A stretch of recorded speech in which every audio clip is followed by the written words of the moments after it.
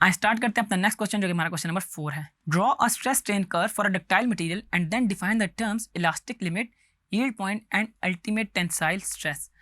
इसमें हमारे पास क्या है कि हमने सबसे पहले बताना है कि स्ट्रेस स्ट्रेन कर्व क्या है, और इसके अलावा इनके जो पॉइंट्स हैं आप जैसा कि डायग्राम में देख भी सकते हैं कि हमारे पास पॉइंट ए, बी और सी हैं। हमारे पास ये एक इलास्टिक लिमिट्स बताई गई हैं कि हमारे पास इस कर्व के अंदर ये ए, बी और सी किस किस पॉइंट को डिनोट कर रहे हैं।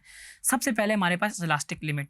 इलास्टिक लिमिट हमारे पास वो पॉइंट है जिसको हम लोग डिनोट किया है हमने पॉइंट ए से, कि अगर हम किसी भी ऑब्जेक्ट के ऊपर कोई ना कोई फोर्स लगाएं और उस फोर्स को हम आफ्टर सम टाइम रिलीज कर लें, तो हमारे पास जो चेंज इन शेप होता है वो अगेन अपनी प्रीवियस शेप को अटेन कर लेता है। ये वाला पॉइंट हमारे पास इलास्टिक लिमिट कहलाता है।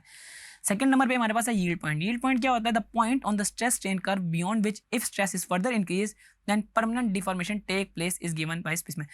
अब यानी कि क्या हो रहा होता है कि अगर फॉर एग्जाम्पल पॉइंट बी जो है वो हमारे पास इसका यील्ड पॉइंट है, यानी कि इसका लिमिटिंग पॉइंट है। अगर इधर से ज़्यादा हमने ज़रा सा भी पॉइंट फोर्स और इंक्रीज कर दिया, यानी कि स्ट्रेस इंक्रीज कर दिया, तो हमारे पास जो ऑब्जेक्ट है वो परमानेंटली डिफॉर्म हो जाएगा और वो अपनी प्रीवियस शेप को अटेन नहीं कर सकेगा। यानी कि इलास्टिक लिमिट तक तो बिल्कुल इजीली वो अपनी प्रीवियस शेप को अटेन कर लेगा, लेकिन जो हमारे पास यील्ड पॉइंट है वो हमारे पास मैक्सिमम लिमिट है कि इससे ज़्यादा वो ज़रा सी भी फोर्स बर्दाश्त नहीं कर सकेगा।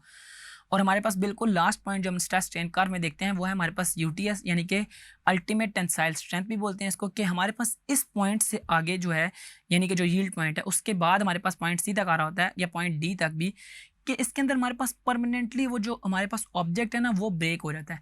अब ब्रेक हो जाता है जब ऑब्जेक्ट, तो फिर वो अगेन अपनी प्रीवियस शेप को अटेन नहीं कर पा रहा होता।